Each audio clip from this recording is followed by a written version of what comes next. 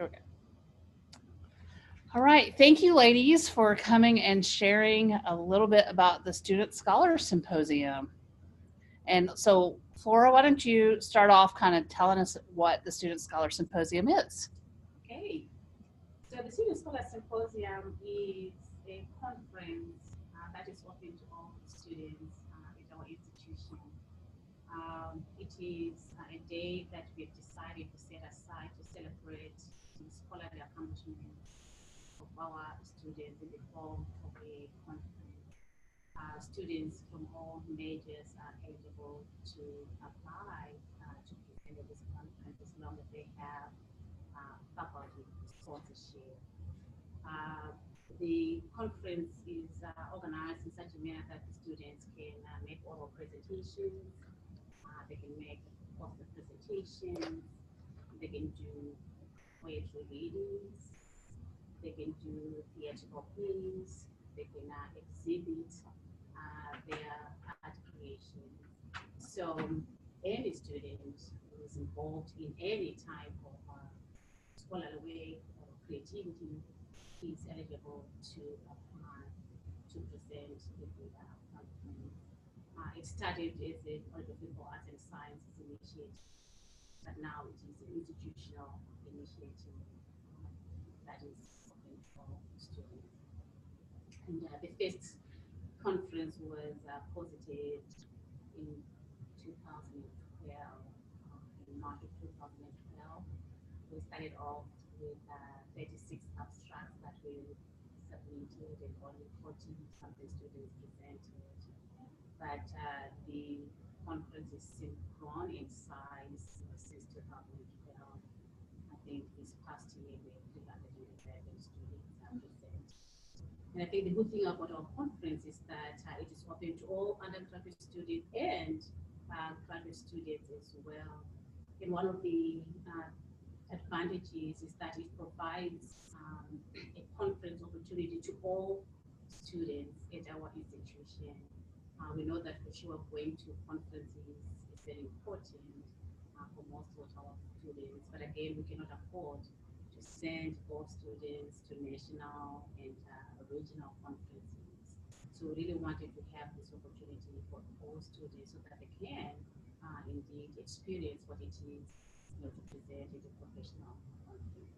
And I think we've been able to achieve that. Mhm. And I think one another thing that's kind of unique about it is that it does represent all of the different forms of scholarship. Mhm. We were very intentional when we planned this, that we didn't want it just to be a scientific conference, Mhm. or we didn't want it to be just one thing. Anything anyone is doing in any discipline that represents original scholarship, whatever that means to that discipline, is welcome to present. Mhm. So we've had engineering people showing things they've built. We've had people from the English department do poetry readings. We've had people from the biology department presenting scientific research, psychology, Mhm. poster presentations of research. So it's tried to keep it as broad as possible. Mhm. I think it really embodies what it means to be at a liberal arts institution because students, I mean, really, once you get beyond undergrad, you don't have the opportunity to go to these cross-disciplinary conferences. And so I think it's really good for my science students to see what scholarship looks like for an English student or, a music performance major. So I think that's a really enriching opportunity and they can kind of start to make connections, outside of their discipline that I think is really important for their growth. Excellent. And I Thank think you. one of the things that we have benefited or we at least observed, from the conference is the faculty from different disciplines working together. So I feel like it has enhanced collegiality among faculty as we work together, particularly to organize the conference as well as to help with the conference itself. For example, we have various sessions that we have during the conference, and these sessions are usually judged and chaired by faculty from different areas in most cases or from different disciplines. So for faculty from different areas to come together and for faculty from different areas to know what is happening in a different department altogether, to know what their colleagues are doing with students in a different department. I think it is really profound. It is really, really important. So I feel like collegiality among faculty is really being one of the benefits of Student Scholar Symposium. Question. Yeah, so in terms of participation, how how do faculty and students initiate the process of participating in the Student Scholar Symposium? So perhaps they have a research project that they're working on, or they have a particular area of academics that they're interested in. They do some original work, some scholarly work, and then how do they proceed to sort of put that into a format that's conducive to the Student Scholar Symposium, and what would maybe some timelines be to start thinking about how to get that student prepared for presenting that work? Well, as I said, well, first, if they haven't already, they'll want to identify a faculty sponsor. Some kind of can work on that with them. So, in some cases, that sponsor has been involved all along in our funding. It's not. So identify a sponsor. Think about the format that they would want to present. We have poster presentations. Those are poster presentations, and last year we put the exhibits in with the poster presentation. Those are ideal for situations where somebody has something that they want to put on display. We had some folks from fashion and engineering who had displays with sustainability last year, who had a van that had been that was a display. We also have posters that tend to be research presentations.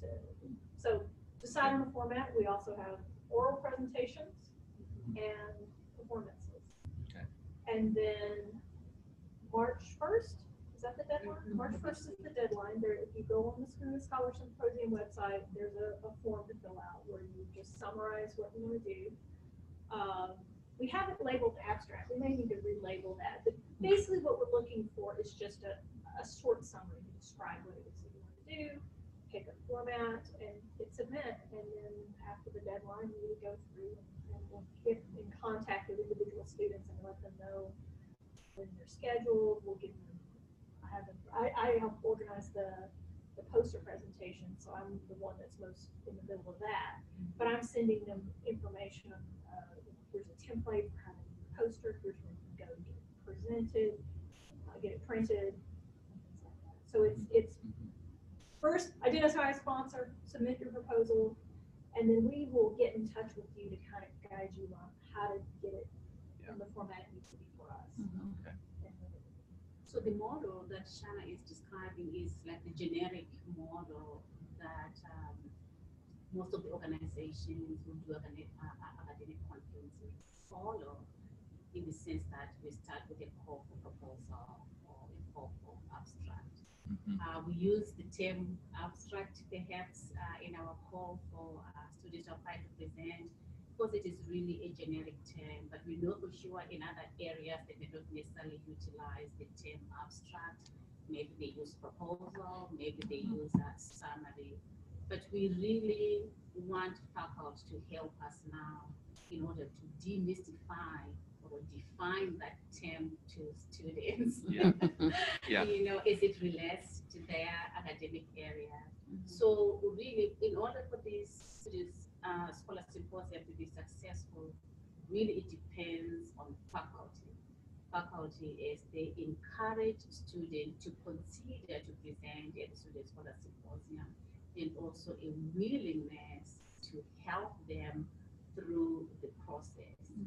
Without faculty sponsors or faculty mentors, I think it would be very difficult for students to navigate the whole process on their own. So we really want faculty mentorship, faculty involvement, and hopefully they can demystify this thing that is called an academic conference and encourage their students. So we do the call for proposals or for abstracts very early on, soon after, one conference has ended. In 2 weeks' time, we're already making the first call. So we have got almost a year in advance, to prepare, to notify faculty, to notify students.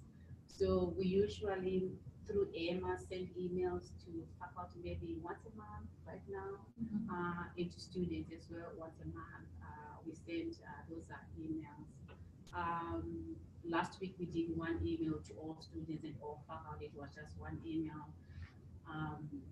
But maybe next week we'll do one only to students only, so that they can also go and remind their faculty that really I'm interested in doing this. So really would like faculty to be involved as much as they can, particularly in encouraging students and also in providing mentorship to the students. That is the only way we can ensure quality. That's really where good quality is being presented in the conference. And in the past, I've attended I've had students participate in the conference, and the day of the day or two of the actual conference, there was a lunch or a luncheon, a banquet. That seemed to be a pretty remarkable event. Can you say anything about what happens after the students have, they've prepared their presentations, they've done their poster presentations or original performances or all of these things, and then there's this big banquet and some students are recognized and the faculty are there, and it seemed to be a really interesting event. Can you just tell us what that event is? What is unique about the Student Scholar Symposium is that we give awards to outstanding presentations or outstanding presenters. So we have faculty judge each of the presentation sessions, and they have rubrics that they can utilize if they so choose to do so. And within each session, one presentation or presenter is picked up as the outstanding presentation, and they get a cash award. So the cash awards now are given during an evening reception, and it is during this evening reception that the provost rather, and previously the dean of the College of Liberal Arts and Sciences would come and present the cash awards to students. But before the evening reception, we normally have a luncheon and almost like a formal meal that we give or that we host for all the presenters together with the faculty mentors. Why do we do that? Again, if you go to any conference, they have these meals that are more formal. One meal at least either a dinner or a luncheon. So in our case, a luncheon is far much better because that is the most convenient. So we have a one formal luncheon that all presenters can come and we sit together and share a meal.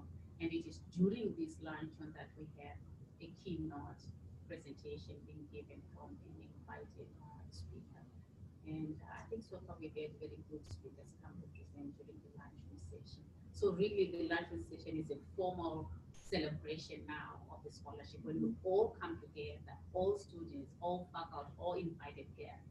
We come together and share a meal in a formal setting. And then here now is scholarly presentation from an invited guest. Want to take a look at that? Yeah. And then, so we have the luncheon and the dinner, and or the dinner reception.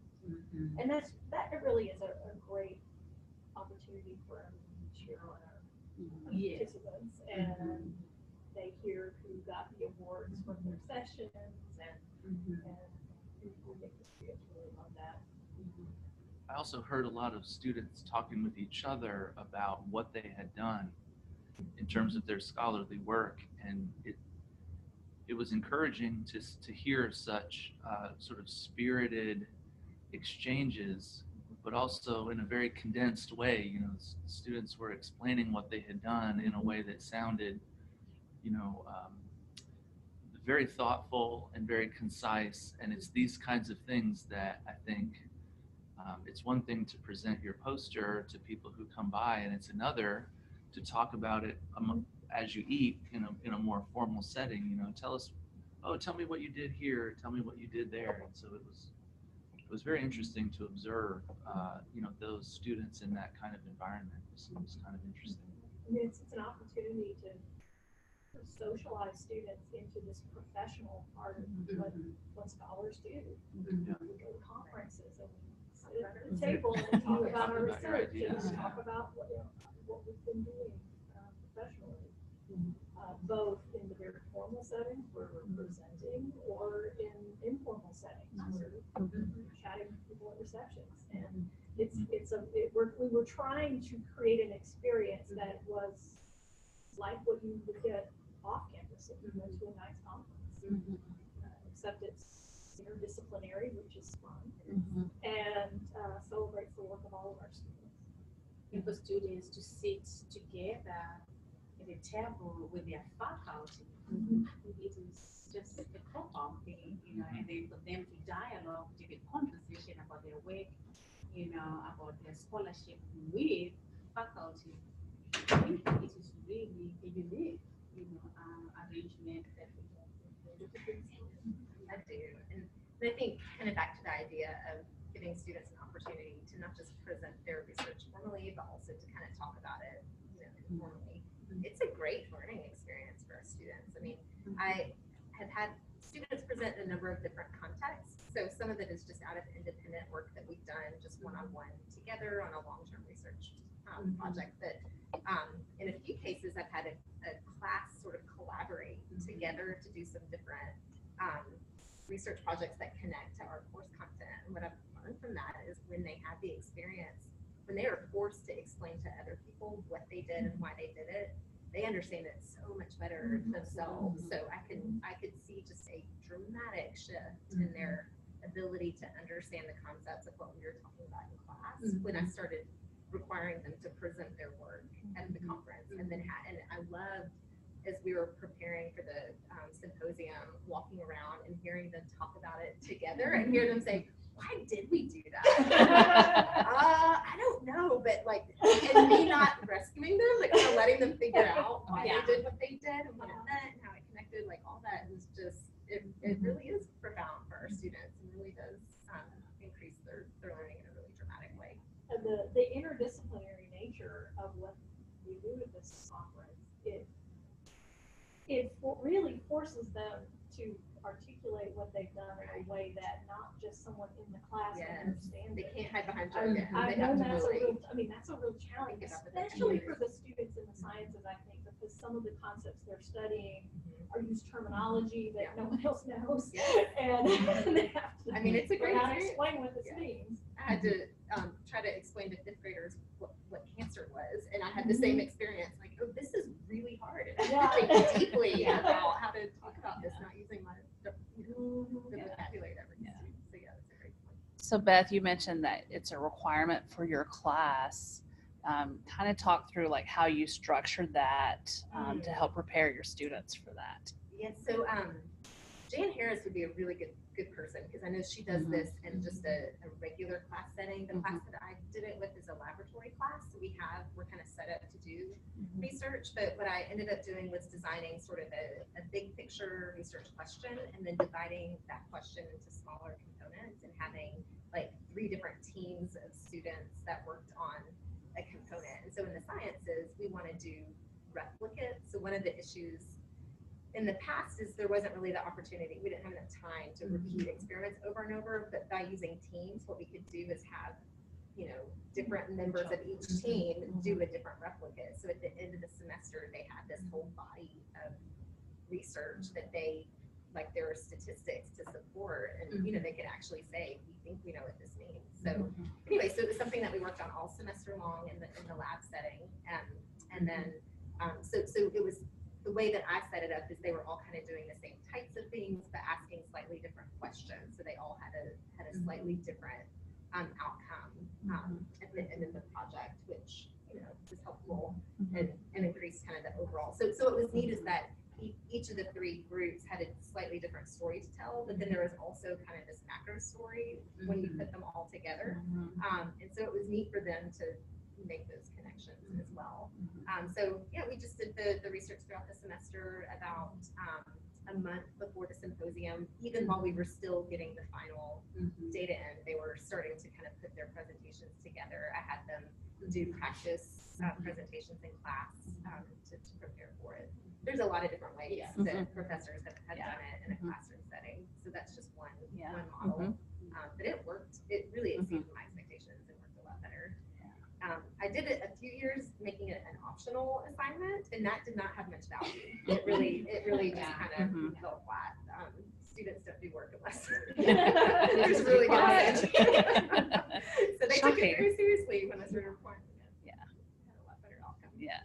So I think that is one of the things that we've seen again being encouraged, at least by the Student Scholar Symposium, I think, because when you look at nursing, we have quite a big contingency, from the School of Nursing, their students present, but many of them present at the Student Scholar Symposium. And most of the work that they're presenting has been done, I believe, in the classroom, and it will be an in-depth literature review of a specific issue.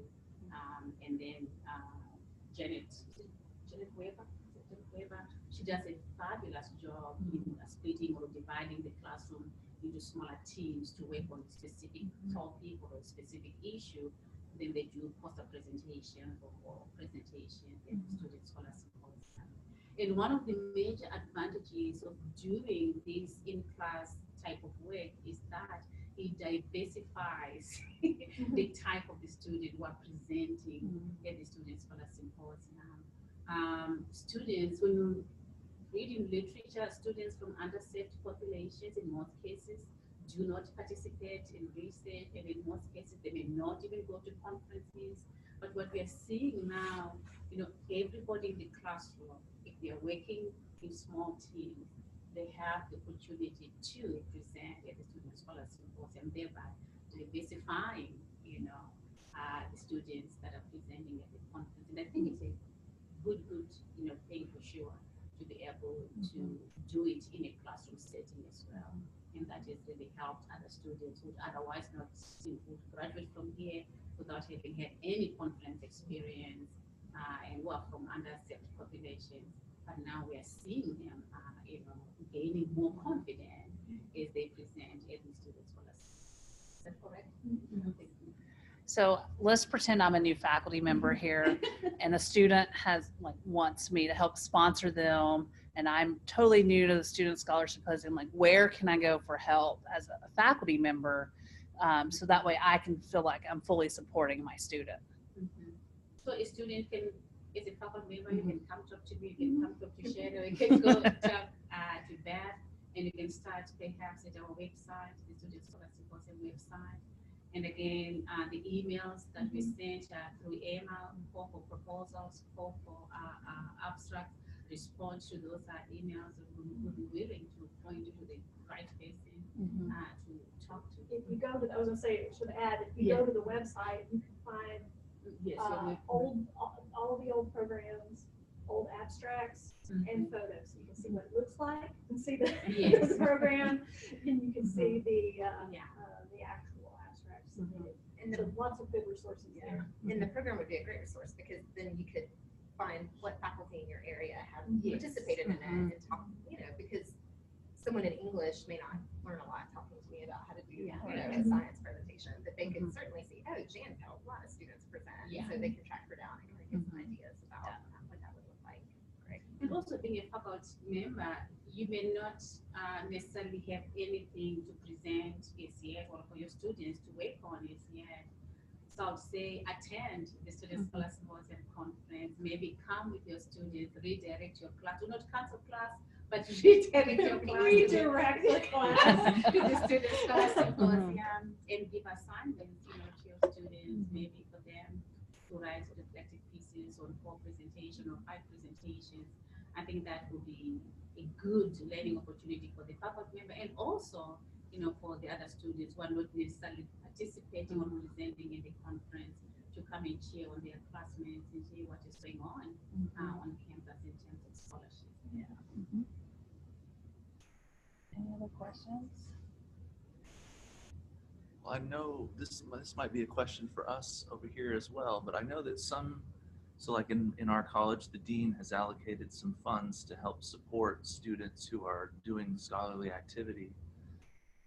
In terms of getting support institutionally, what are some ideas that we can sort of throw out there about how to help faculty engage their students a little bit more? I know that we've talked at some point about perhaps there can be a grant structure or something. I don't know if we're ready to think about that yet, but how are the faculty in general well supported by their colleges or by their departments?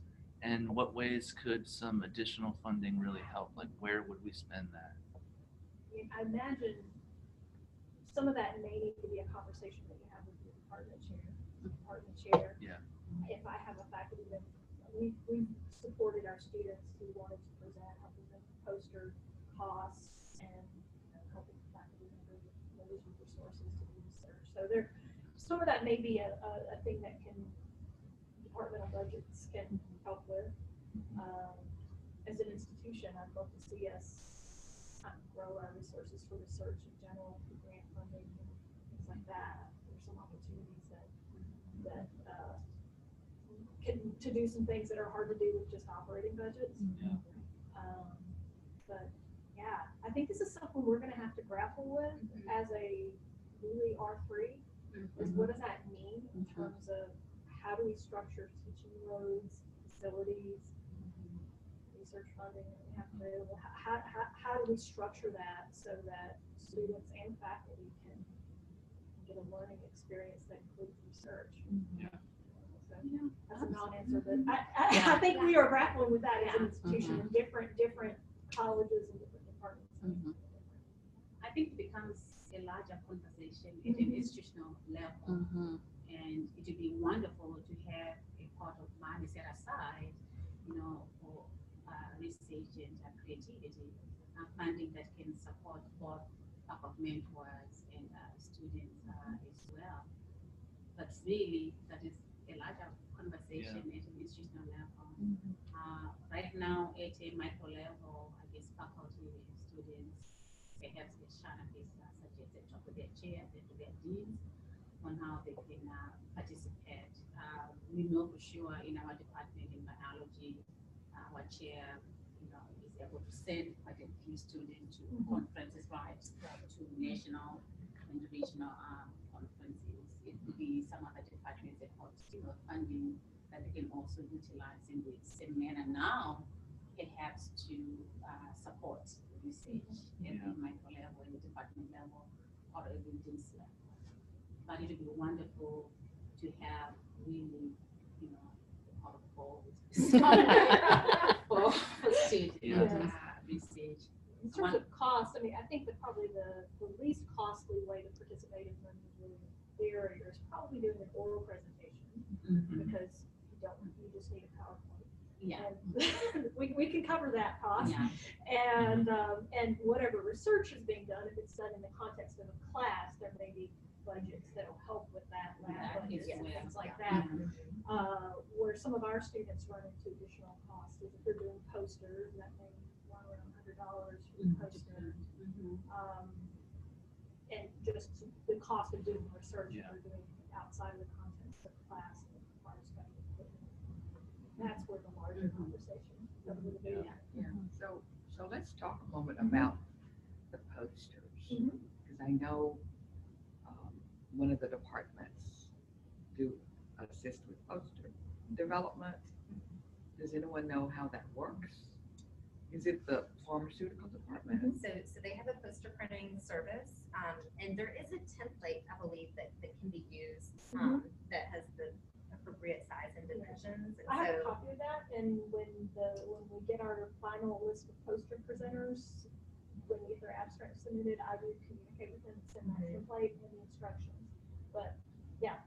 And so they can, you're the poster givers, so they just can insert their own, information and data or whatever it is, if it's into that template.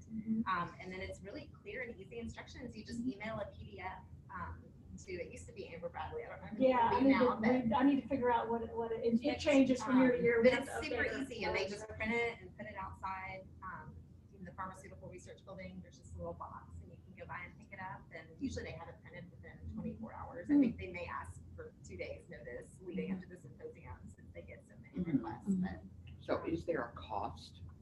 yes, yes. I don't actually know what the I amount think is right now. it's between 75 and 100, depending on For the amount pharmaceutical per one. department? Per poster, right? Now, you can go to Kinko's and FedEx or some of the places that do printing. It'll cost you a little more than what the pharmacy or their I've had stuff done. It usually runs more in the lower one. It's about 125 or so.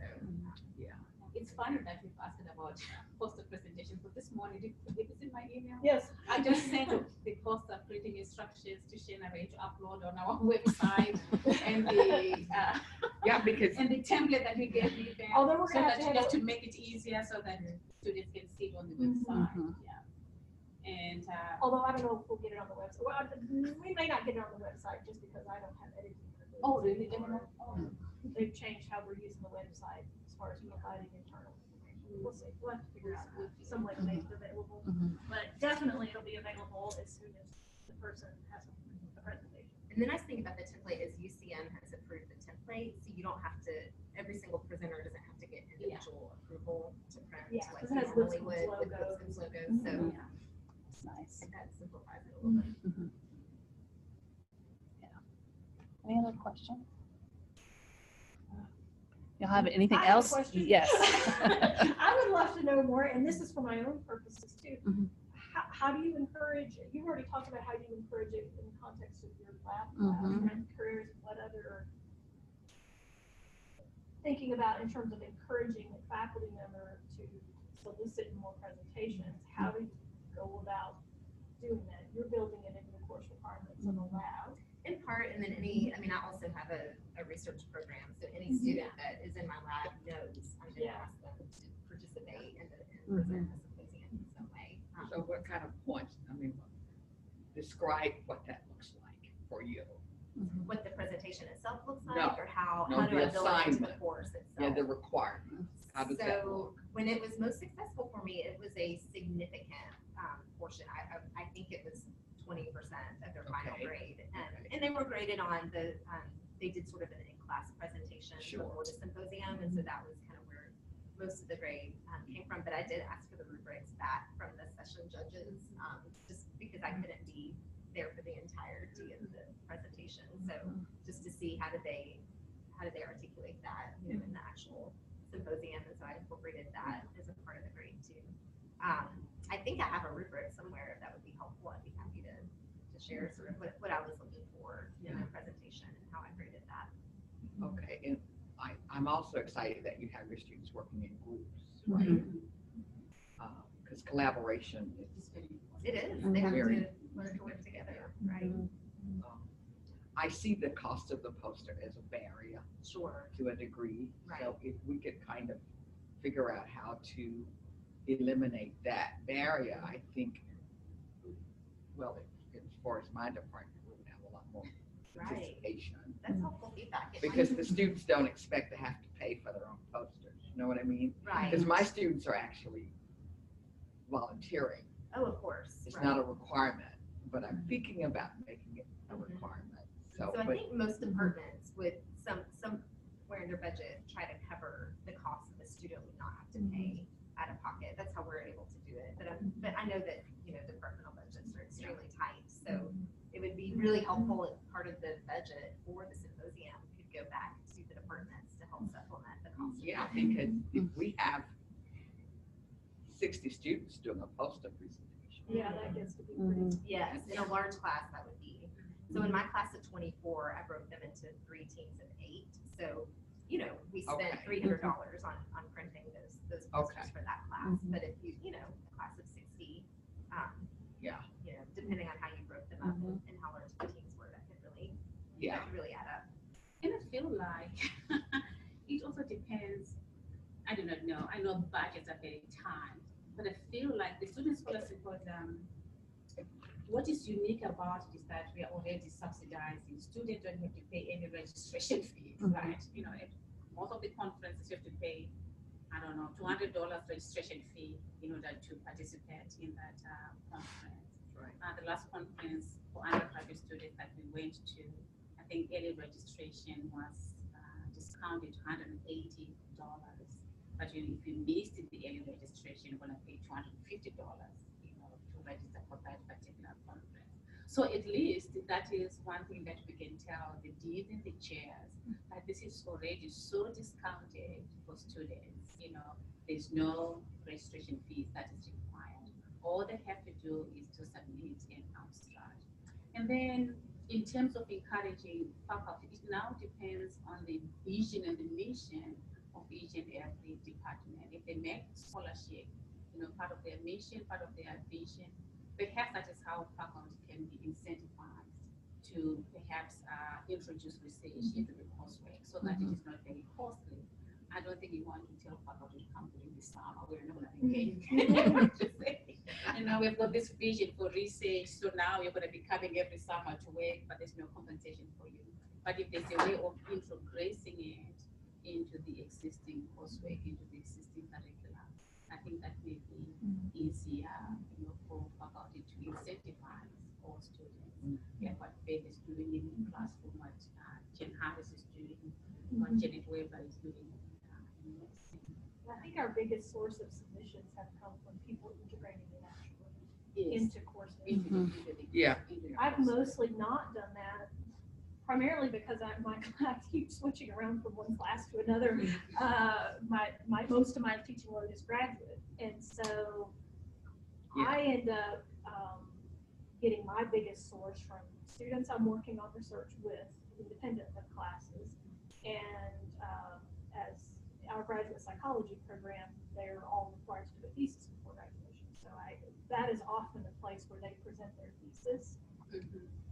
And it's a good way for them to do a very student-friendly, supportive place for a thesis presentation before they go present at a national conference, which is what we encourage them to do down the road, is publish or present this at a national conference. But it's kind of that first step of getting comfortable as a grad student, stepping out in the professional world. So we're in the same boat because I work with the graduate students as well, which means they have jobs already. And first of all, you have to get them to set aside time to come or take a day off so they can participate in the conference to present their research. So that's another issue.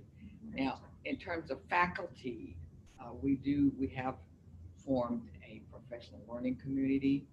So I'm chairing the PLC for graduate research. So the Scholars Symposium is one of the topics that we've been discussing and encouraging one another to get students involved. That's great. But I have to know what's required so that I can make sure they are aware. So the poster situation was at the top of my list in terms of making sure we can have students do their posters. I feel like if push comes to shove, is that correct? If push comes to shove and really students cannot afford, I'm sure we can find funding. Honestly, I'm sure we can find funding. We can appeal to the problem and say we really need help. Oh, absolutely. Really. And I haven't even discussed it with the dean yet because I was waiting to see to make sure I was aware of what resources are available and what it costs. Because at one time, I know when the symposium first started, there was no cost for the poster that I was aware of. No, there's never been a cost-free poster. It's just when the symposium first started, we didn't have an on-campus resource for printing it, so people just did their own thing. Oh, really? Yeah. They just went to Kinko's, FedEx, Staples, all those. Yeah. Oh, okay. Well, and one value of the symposium is that it's not just poster sessions. So there are other formats as well. So yeah. The poster printing is a barrier. Right. We can do other presentations. Absolutely. But it's really a good value. We use our posters after the presentation. Sometimes our students will present the same poster at another conference. At a conference. Right. Yeah. And then often if you walk down the biology hallway, it's just lined with posters that students have presented. And so it kind of serves as a way to, even if we have prospective students visiting, that they can kind of see the kind of work that we're doing. Mhm. And parents like to see that as well. Right. Parents of prospective students really Absolutely. value that. Mhm. Like, oh my goodness, this committee is really a good academic institution. Absolutely, yeah. Okay, well, I'll push it. Right. Anything else? Well, thank you, ladies, for coming and sharing. Thank you so With much. us, Thank of you. more- Is it the videographer who's going to edit all this?